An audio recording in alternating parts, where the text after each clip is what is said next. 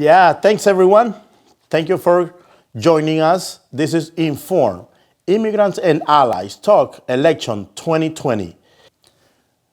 Today's show is Immigration 101. But let's ask the question, who are we? Let's hear what previous leaders of the United States have said about immigrants coming to the U.S. It helps to remember that America's immigrant history made us who we are. Amid all the complications of policy, may we never forget that immigration is a blessing and a strength. Public debate on the matter can get pretty sharp. That's not exclusive to this issue or these times. Yeah, it is unbelievable to believe that President Bush was a president from the Republican Party. Completely two different worlds between the Bush Republican Party and the Trump Republican Party. So right now, immigrants are not welcome. They are receiving so much hate. TPS and DACA recipients are at risk of losing their immigration status. And even going beyond, President Trump believed that if people are born from undocumented parents, they should not have the right to birth citizenship. That's not acceptable. But let me tell you why this is very important to me. I am originally from El Salvador. I came in 1998.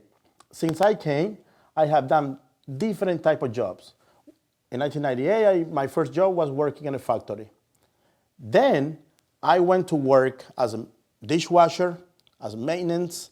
I have done milk delivery.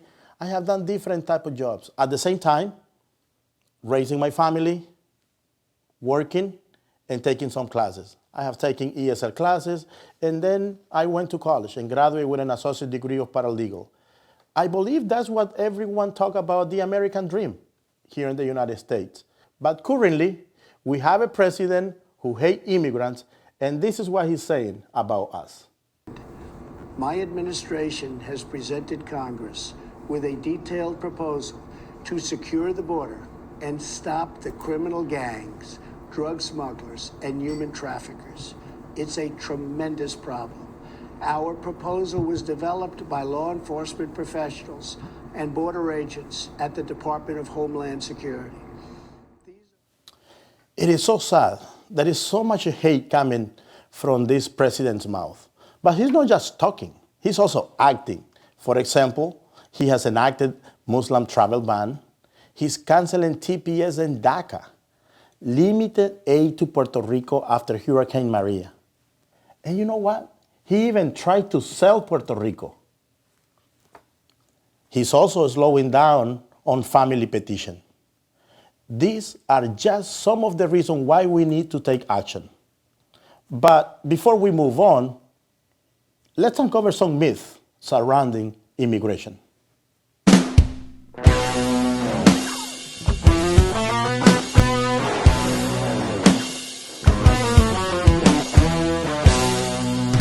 Welcome back to Informed, or welcome if you are new. Today we'll be talking about immigration. I am Ileana, and I am the daughter of two immigrants. And I'm Jose Palma from El Salvador, and also a TPS recipient. I'm Edwin, also from El Salvador, and a TPS recipient. And I'm Jared.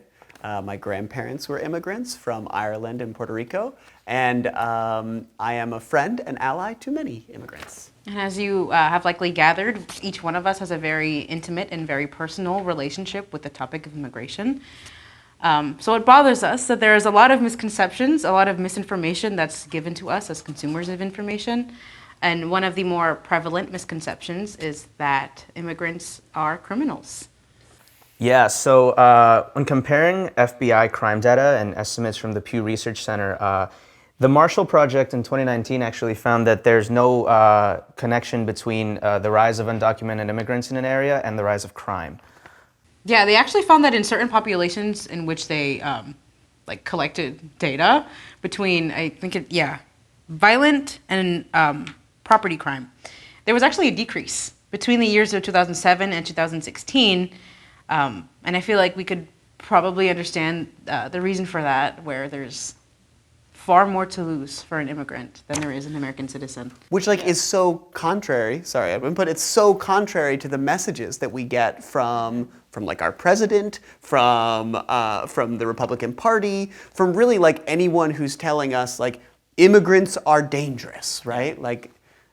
Yeah, I think you could even see it in I have friends who are undocumented, and when I was growing up and their parents would be giving us rides, obviously they'd be driving with fake licenses, but because of that, they would drive super slow almost everywhere, making sure that they would attract no attention from police, because if you get pulled over and they ask you for a license, then you don't have one, then you get taken to a police department where they find out that you are undocumented, and then they turn you over to ICE, and then you go back to your country.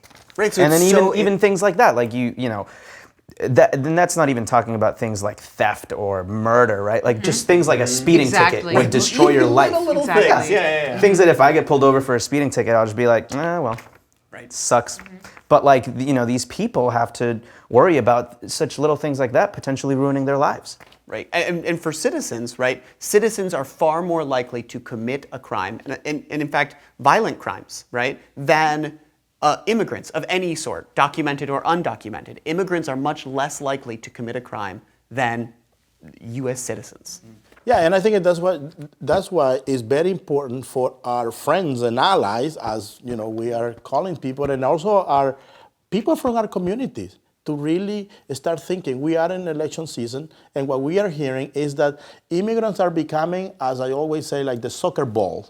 We get kicked wherever they need us. And President Trump actually has been taking immigrants and immigration as a way to divide the country and to insert hate and divisionism in the United States. So I think it's very important to keep informed and also thinking about what's going on right now and thinking about this election, because what we are hearing is just hate against immigrants, when in reality we know, study by study, it shows different than what we are hearing in the news nowadays. Just to reinforce that point, I feel like we should roll a clip here of Trump That would be nice. saying some of those things, right? Because he says them so often. So let's just roll clip. We have people coming into the country, or trying to come in. We're stopping a lot of them. But we're taking people out of the country. You wouldn't believe how bad these people are. These aren't people. These are animals. And we're taking them out of the country at a level and at a rate that's never happened before. And because of the weak laws, they come in fast. We get them, we release them, we get them again, we bring them out. It's crazy. The dumbest laws, as I said before, the dumbest laws on immigration in the world. I mean, yeah, people are coming looking for, better their life, better their family's life, and just looking for the way to get some jobs and help their family. That's kind of like the main focus. It's not like coming okay, I'm here and the freedom and I can do whatever I want. It's usually like working hard and making sure things are getting better for their families. Yeah. And some of the students that I taught in Chelsea, where you guys are from, right? A lot of them would talk about why they immigrated to the United States, and it was to escape crime. Yes. They were here to be in a safer place, and they wanted safety, so they came here. A lot of people lose their families to crime, and then feel like they have to go somewhere where they can start over. At the very least, we could respect immigrants, Yeah. Absolutely. There's also the idea that immigrants are freeloaders, which is interesting, Freeloaders. considering how hardworking pretty much all of us are.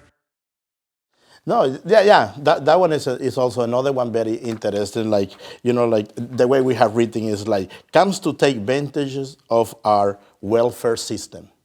That's another misconception that many people are talking about, and I think it's coming mostly from the president that we have nowadays. Everything, whatever is happening, is blaming immigrants. And I think there are two strategies in the United States that try to use it, and this one fit very perfectly. One is that some media and some leaders, like President Trump, try to make you feel afraid of people who don't look like you, make you afraid of others. And then there is also that idea that we don't have enough to be feeding everyone. When in reality, you know, like we have here some data and says, American Voice did a study, and it says that in 2017, immigrants with TPS and DACA and undocumented workers pay, let's make sure I'm saying it the right way, $405.4 billion. Way to be. So can you say it just to make sure people don't understand? $405.4 billion. In taxes. Change. Got that in my back pocket. But this is the other contradiction to what people believe. Undocumented workers are paying taxes for things that they cannot get. Yes. For example, when we talk about, let's say, SNAP, for example. SNAP, if you want to, in order to qualify for SNAP, you have to be a U.S. citizen or permanent resident. People don't qualify for Medicaid. Even nowadays during COVID, many people are talking about unemployment stuff. Undocumented workers don't qualify for unemployment. Yeah. Just to put a few examples before I can go on and on and on, but yeah, I'm sure you guys have also some other. Well, even your statuses, right? Like, so TPS status, you guys don't get any of the benefits that they're talking about in terms of the bailout funds during COVID. That's not provided to TPS recipients or DACA. And then also even things like college tuition for students. Things like that don't get covered for TPS recipients. I had scholarships that I could not accept because I wasn't a permanent resident or a citizen. It is amazing to me how in a country that is so money driven, if that number doesn't bother you, like think about putting so much work, your labor, your time, and your literal money. Yeah. The thing that drives us in this country, unfortunately. And let's go back to one state, Florida. And Florida, you ready? Yeah. $10.4 billion in taxes get from TPS, DACA, and undocumented workers. So just think about it. When people are saying like, oh, people are coming here, I don't know what they're talking about because study by study, and I think I'm repeating very often this because there is not only one source but many that show that people are contributing more than what they are receiving. So really then immigrants are paying for citizens to receive those benefits, right? Yeah. So the immigrants are actually doing the work for U.S. citizens so that they can get things like SNAP or Medicaid. There is enough money for, in order to be enough money.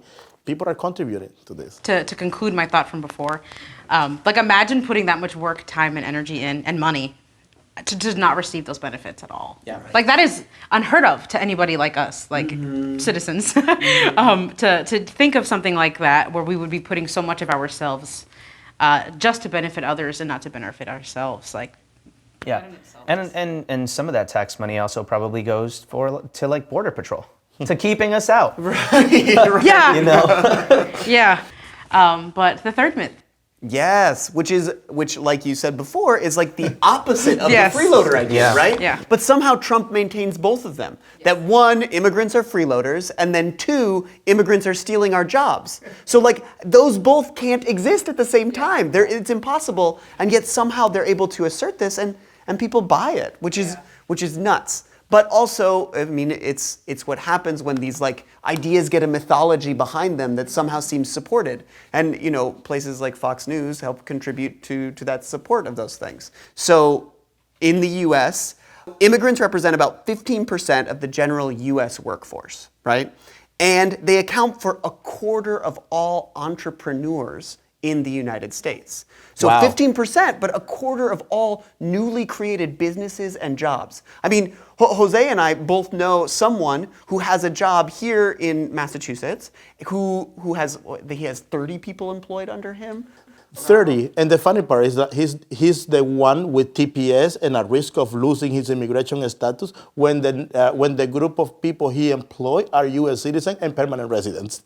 Right? That's another example. So like imagine if he loses his status, that's 30 jobs that go away.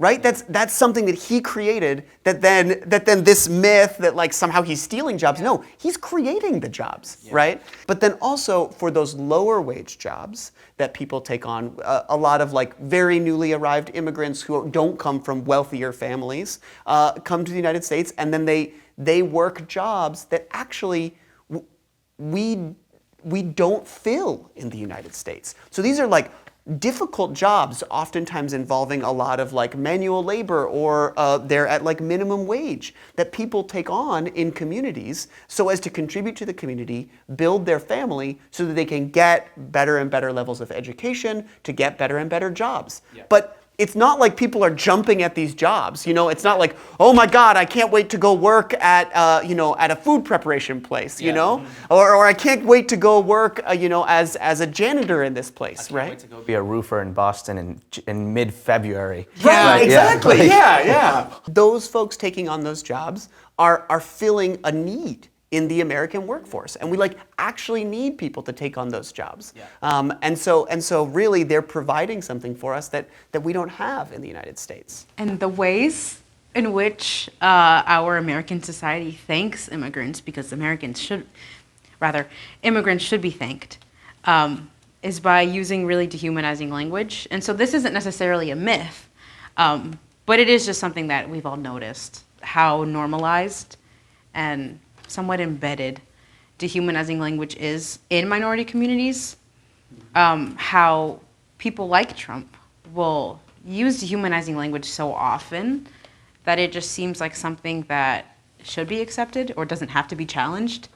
And I mean, it's gross, but growing up, my peers and I are, if not the children of immigrants ourselves. Even though I am not, I had plenty of friends who are. And there was one day when I was in 8th grade where some of my classmates were throwing words around that were really ugly and derogatory, and one of my friends kind of blew up. And without asking us if we wanted to hear what he had to say, he just told us what he had to say. And he told us that he was an immigrant, to not forget that he was an immigrant, and that his experience coming here was ugly.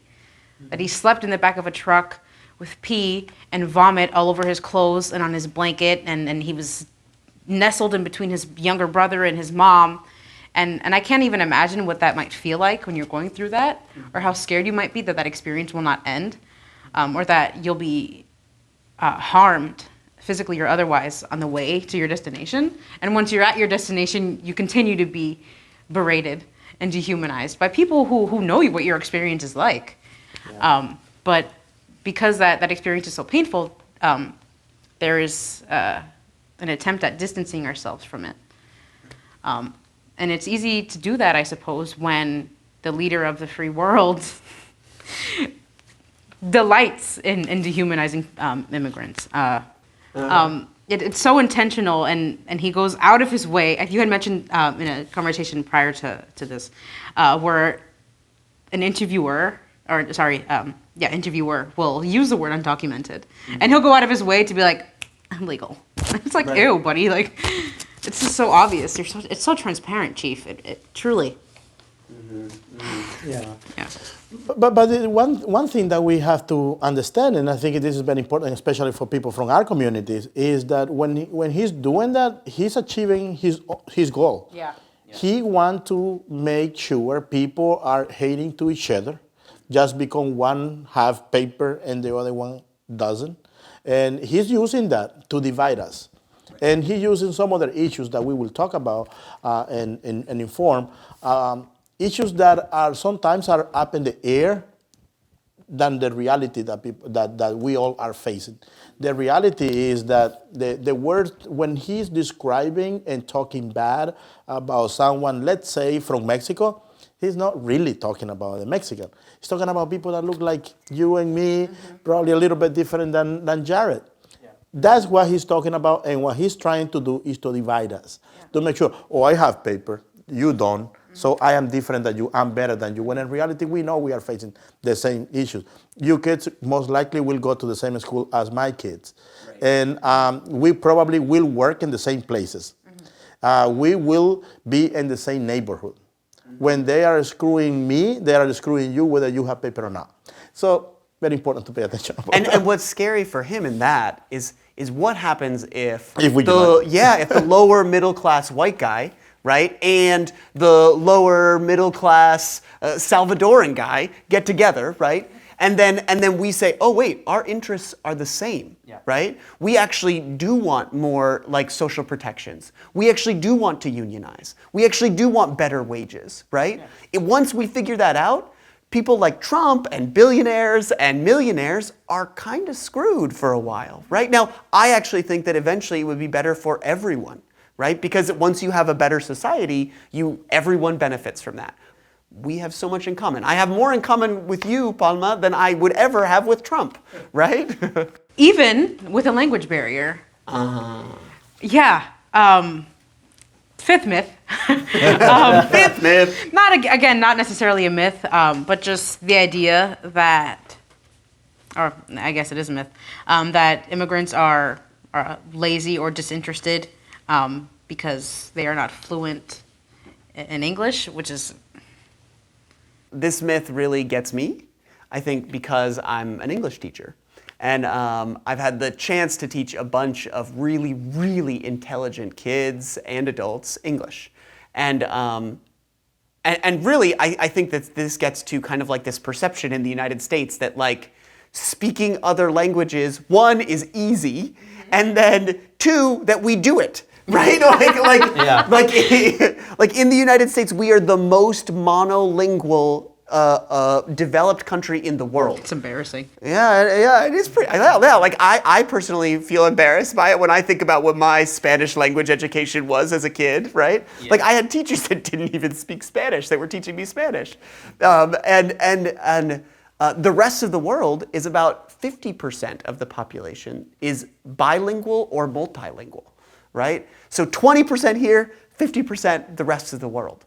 And yet now people come here to the United States, they're learning English, they can communicate with you, but they have an accent. Oh my God, an accent, right? And like that's them communicating with you. That's them trying to build something in connection with you. And instead you're like, no, like, oh, you have an accent. Speak English. Yeah, and it's an issue of racism, like you had mentioned before. It's an othering of anybody who doesn't look like you or sound like you. And so if my English is not polished enough for your liking, if it's not formal enough, if my vocabulary is not as wide as yours, it's an issue. You see, if you look at a white man, and he speak English, and he speak French too, he's somehow classy, right? But my dad, thick Puerto Rican accent, some people might call him stupid. In fact, people have.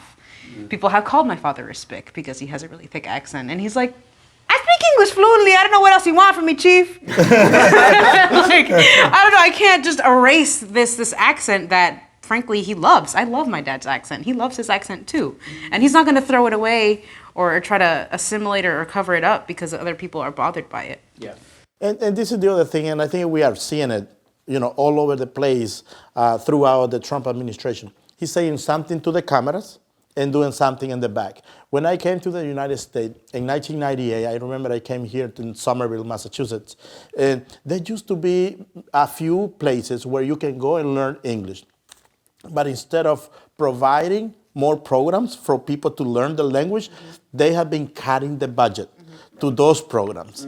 So this is the double standard that I think some people have to pay attention in the United States, that sometimes something is said to the public and then something different is happening in reality. So I think there is something to keep an eye on, especially for those of people in our communities and also for those are, allies.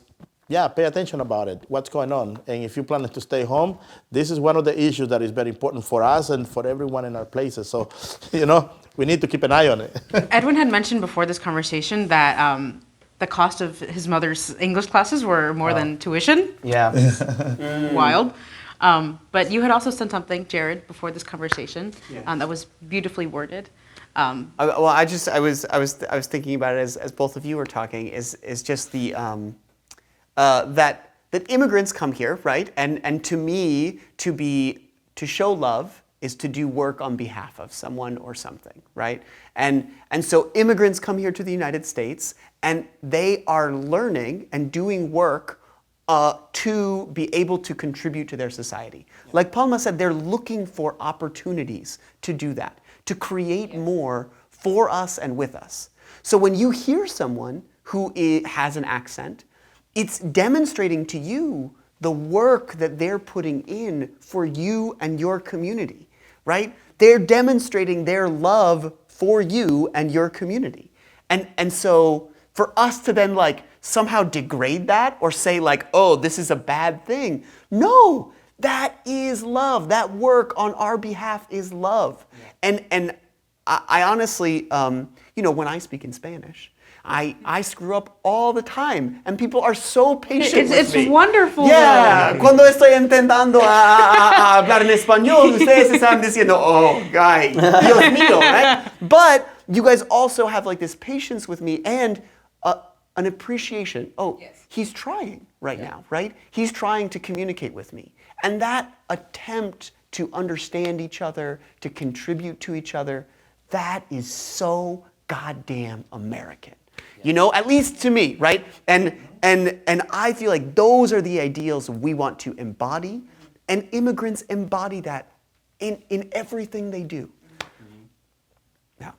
I think we just ask that we remember to have compassion always, to remember that people are human before they are anything else. So before a person is an undocumented immigrant, they are a human being. And with that, stay healthy, stay safe, and please stay informed. The wrap up. This is our show in 2 minutes. Our show is Informed. Immigrants and Allies talk the 2020 election. This week's show is on immigration. Who are we? Our nation, the USA, is a nation of immigrants. We have a monument dedicated to them. We so revere immigration that even recent Republicans who made some pretty horrible errors have asserted that immigration equals a good. People like our very own shoe-dodging George Bush. But that long-standing attitude has changed with the Trump administration. They have used racism and xenophobia to dehumanize and attack immigrants of all kinds. They have enacted Muslim travel bans, treated immigrants at the border horribly, and attempted to cancel long-standing protections for immigrants like DACA and TPS. They even tried to sell Puerto Rico to the highest bidder. Puerto Ricans aren't even immigrants. So, we need to clear the air on some of this administration's lies about immigration and immigrants. 1. Unlike what the clear arch-villain Stephen Miller might assert, immigrants aren't criminals. In fact, they are some of the most law-abiding people among us. And that is true of documented and undocumented immigrants. They just want to live and work in peace. Check the numbers. They're more peaceful than citizens, especially than those proud white supremacists. 2. Immigrants aren't freeloaders or welfare drainers. They work, and they work hard. Immigrants can't collect many of the benefits that normal welfare recipients would receive because they aren't eligible. In fact, shocker, their taxes pay for citizens. They should be calling citizens the freeloaders, asking for their money back. 3. The third lie should be mutually exclusive to the second, but this is how hate works. Immigrants don't steal our jobs. Yes, jobs are going away in some fields, but that is because of technological advancements, not immigrants. In fact, immigrants disproportionately create new jobs by being entrepreneurs. So your cousin should stop blaming Juan Pablo for his inability to leave his parents' basement, and should start telling Tron or Siri to go back home. Immigrants work hard in our communities. They show us their love by working on our community's behalf. Isn't that what we want and need in the U.S. today? People dedicated to their own, their families, and their community's betterment. Well, then vote the hate away this election. If we don't, there are dark days ahead.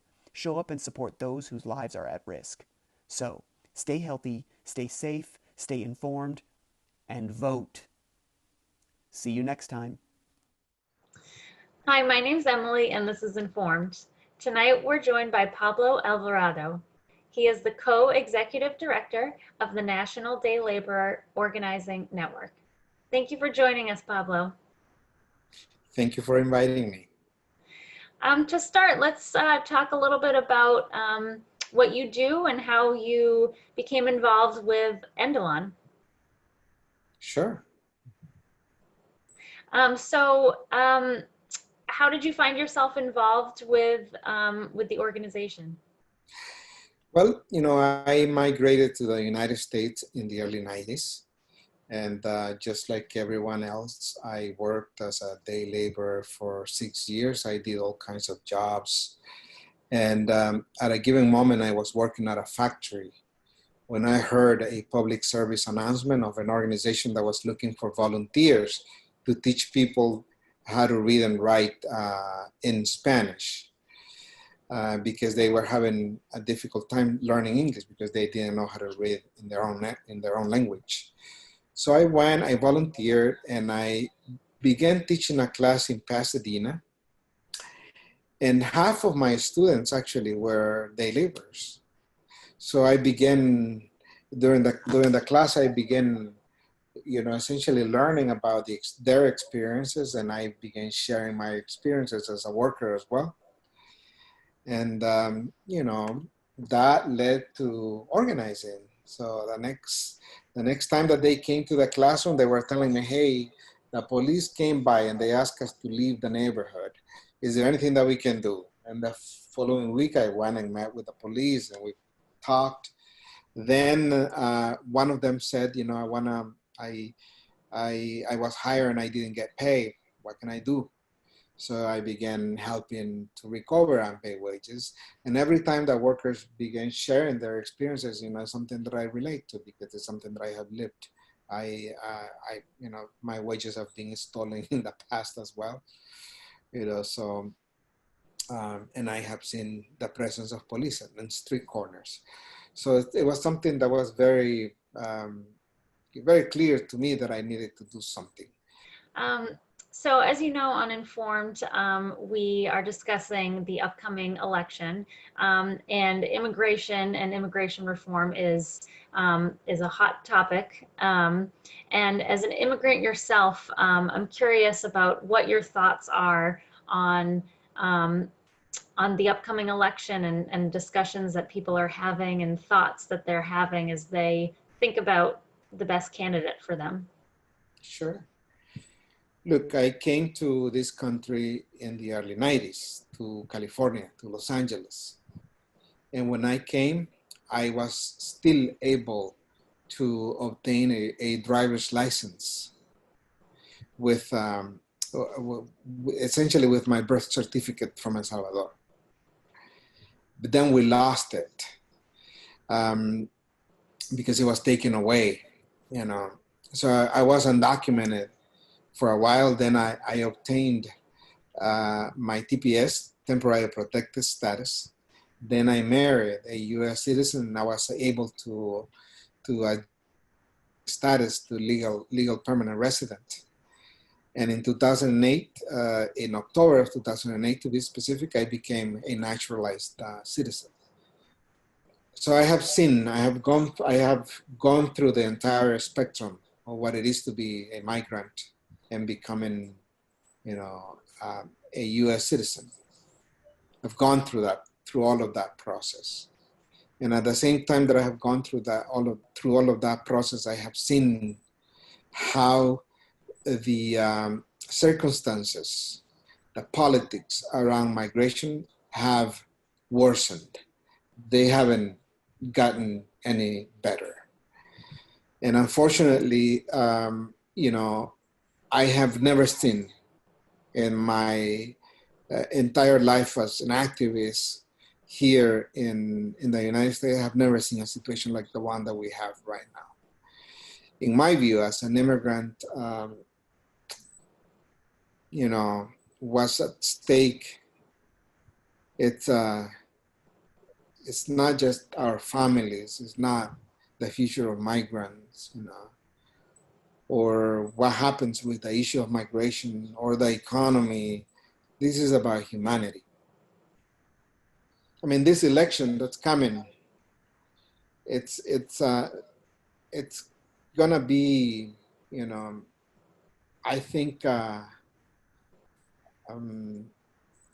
very consequential, but not just for a short period of time. This is a generational shift that the country is going through.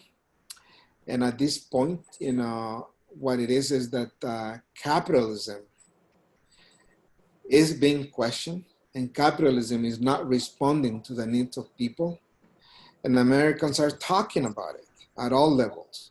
So I don't know what's coming, but in terms of politics, but I am afraid when I see people with arms marching in the streets, going to the protests that we organize, with guns.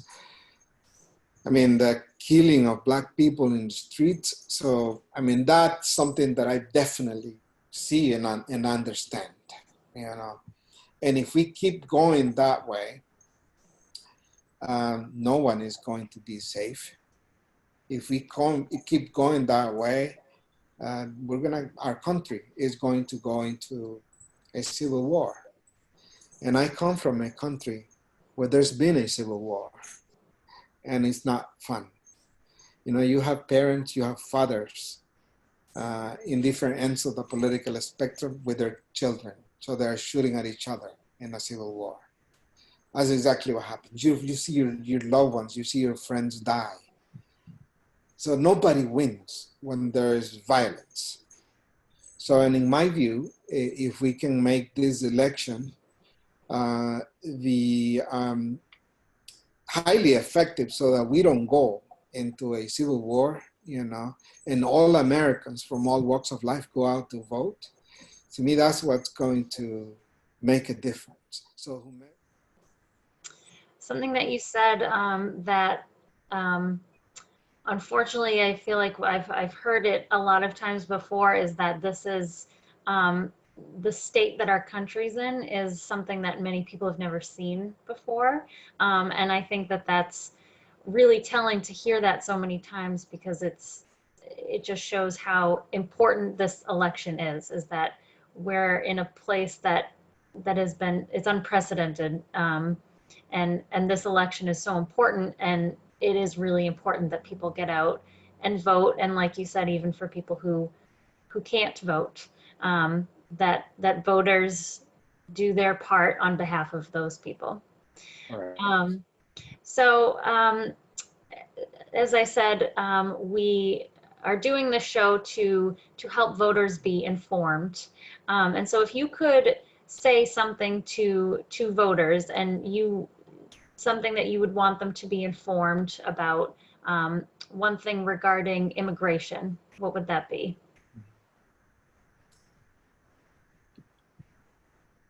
Look, it's not good to see the world from a black and white perspective. But there are some things that are very basic and essential for people to understand, and these things have to do with right and wrong. We know that when black people are getting killed out there without any due process, when a police officer is not just a police officer, but the jury, the judge, and even the executioner, that's not good for society. It's wrong. So vote against that. You know that caging little kids, putting them in cages, taking them away from their moms and dads, 5-year-old kids, putting them in cages? Really? Vote against that. You know? So we all know that lying is not a good thing. And we know that there are so many lies going around, and that there are people in power right now whose way of life is actually lying every day, every single day. Vote against the lies. You know, we know that exploiting workers is a bad thing, and that if the most vulnerable among ourselves are not doing well, then no one is.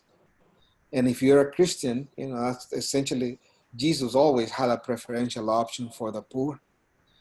So do it for the poor. Go out there and vote for the poor, on behalf of the poor. You know, we know that deporting people, splitting families is wrong. We know that using the police to enforce immigration law doesn't make anybody safe. It's the other way around, because migrants don't report crimes when they are either victims or witnesses, because they are afraid. And nowadays, that's exactly what's happening. We know that that is wrong. Well, go out and vote against all of that stuff. We know that, we saw what in Charlottesville, we saw the tiki torches, and we saw, very overt racists going out there and saying, Jews will not replace us with swastikas, and you could see it. It's in daylight. You can see it. So go out and vote against that. Vote for justice. Vote for what you think is gonna make the country better. So this is the time to see right and wrong. I know that there are so many things in the middle of what's right and wrong and what's black and white, but the